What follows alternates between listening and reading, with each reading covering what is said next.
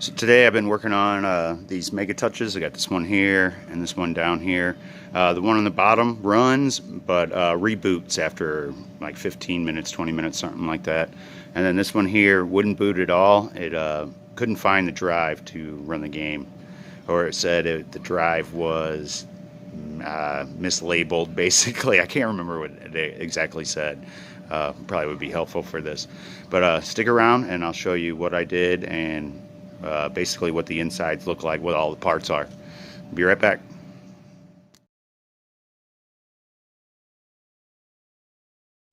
I'm Walter Day, the father of esports, and you're watching Matty Mo's Arcade. And you know how long it's been since I played Whac-A-Mole? I'm getting ready to attack, fanny pack attached. Tokens are all stacked, got the mallet in my grasp. Waiting for the moles, hiding in their holes. Score, we're keeping tally, I'll be playing till they close now. Can't nobody beat my high score. You can't beat my high score. Can't nobody beat my high score. You can't beat my high score. I'm a mallet master, a single-fisted blaster. You can ask my baby, it starts slow then gets faster. I'm a record setter. Okay, I can't remember what the exact phrase was that it said, but basically this machine runs off of a CD-ROM drive as well as the one below. This machine in particular did not have a CD-ROM drive in it. It had a hard drive, and I'll show you that here. Take this off for now. I was getting ready to put it back together and I forgot I was going to do this video. So here you see, make sure it's on camera, right here at the bottom there is a hard drive, and some of them might be running compact flash. That would be another way to do it. It would be a little bit more stable. So this one wasn't running, and what had happened was the battery was dead, and the battery is right here. And let me see if I can see that and get some light on it for you. It's right there underneath that L. Just throw my flashlight on the ground. So it's right here. So I popped that guy out and replaced it, and I know that once you lose battery like that, that your CMOS settings are going to be wiped out or corrupted or basically need adjusting. So I knew I needed to get into the settings on this, and you need a keyboard. No problem, right? Plenty of keyboards around here. This one, it takes an older keyboard. I guess these were from the 90s, and this guy is round, and so I just had to dig one of these up. I did have a couple because I've run into this problem before. So I will show you now how to get into those settings, because it wasn't easily found for me, and then when I found it I was like, oh duh, it says it right on the screen. So basically when you fire it up, you just have to hold in the delete key. Let's go ahead and turn it off for a second. Nope, kick you guys in the face. So when I start it up, I'm going to have the delete key just held down, and when it boots up, it should go straight into the menu here. This chair out of my way. So delete key held down. At the time I didn't have the monitor adjusted and I couldn't really see the bottom. So it boots right here into the settings, BIOS settings. I don't need you this high, I guess. Come back for that. Oh, maybe we do. That light's a little bothersome right there. Okay, so what I needed to do was, I think it was in this first one. No, it wasn't this one. BIOS features maybe. No. Well, I did come in here. We wanted to disable anything that says floppy drive and make sure that it's not trying to run off of that. So I did have to go into there. Nothing in there. Nothing in there, I don't think. Was it this one? No. It must have been. Maybe it was this one. No. This one, I think, also had a floppy. Where did I see that at? I wonder if I'm not seeing it now because I have it set up.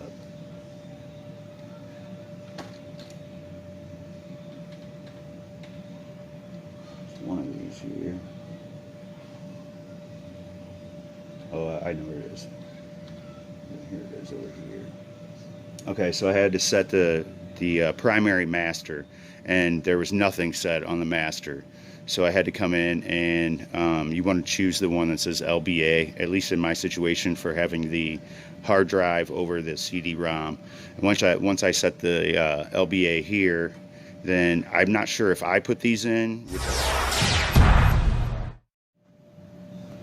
I'm not sure why I quit recording on me, but basically what I did is I got in there and I set the hard drive as the master, so that it booted from the hard drive rather than the floppy disk of, I guess it's looking for the CD drive.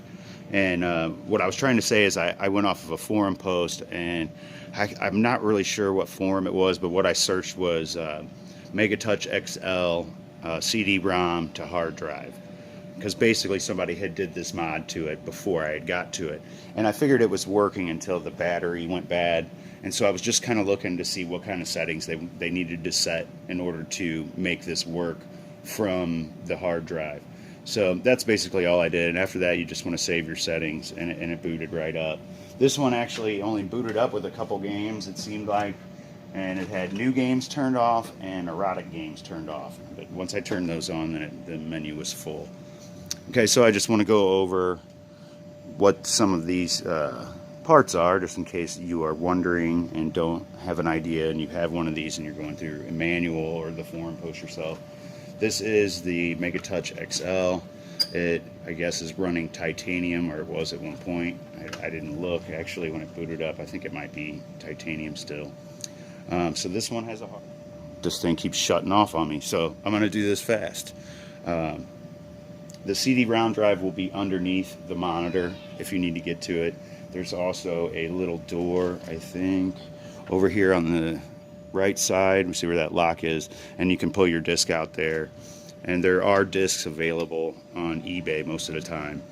This is your I/O board here, and this board here is just an interconnect. This is your memory sticks here, and your boot ROM is going to be, I think it's this, either it's this one here, no, it's this white one here, I do believe. I think that's your security key. Is this little white one that's here, and you have your power supply, of course, and the board that's behind the I/O board here is the motherboard, this main board back there. And then in the inside, most of you probably know how a monitor looks. You got your flyback, you got your anode cup up here, stay away from that guy. This is your monitor adjustments on this guy over here. Usually they ride like right here, I guess. Okay, that one sticks over there on the side on some Velcro. Like I said, this one does need to be capped, and you can kind of hear it singing a little bit. I don't know if it needs a flyback. Sometimes that's a sign it needs a flyback, but sometimes they'll run like this for 5-6 years and never have a problem. But that's basically the ins and outs of this, and what I did to put it back together is going to be kind of a bear, just because it's a pain in the butt. But this guy goes in the front, little monitor bezel. Then this will go in the top here, and then it just screws on either side. These little sides are actually kind of handy. They just kind of shift out of here. Push them forward or go backwards. Of course, now it's not going to work for me because I'm locked. That's why. Anyway, normally it's simple. If you're not trying to film, it's even easier. And there is the other thing that I wanted to show is this little latch that's here. Now, I don't remember exactly. I think this helps it slide out, but I can't do it. There we go. So that thing comes out. So you'll want to remember that, and that makes it a little easier to work on. You can get the stuff. If you can get this top off, get these at least one side off. And then you also need this to I released something else when it was all together too. I can't remember. I meant to film this as I was going, and I was just too busy and I couldn't get to it. But I did want to at least go over what it took to fix this one. It wasn't too big of a deal, and one of the most common problems I run into on these is that battery. And once that battery goes, you got to get in there and reset everything so that it boots in the proper order. Otherwise, it's going to be looking for devices that aren't ready for it. But hope that gets you going. Up next, got these 2 K7000s.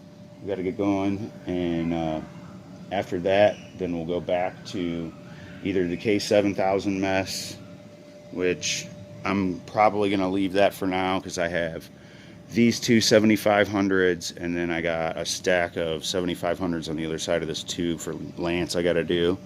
We'll get those going next, and hopefully we can get some of these monitors moved out. I'm about ready. They're in the way.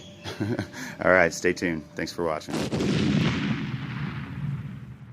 So these two right here are going to be ground and 5 volt. So what do we get here?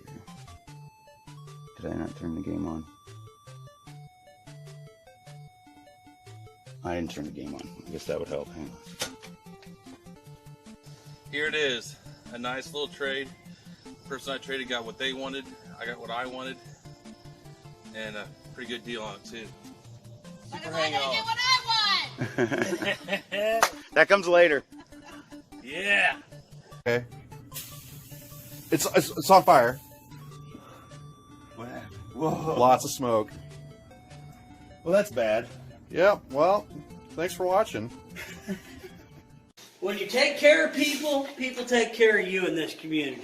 That's the truth. So everyone, please remember that. Even if we're competitors, we're not enemies.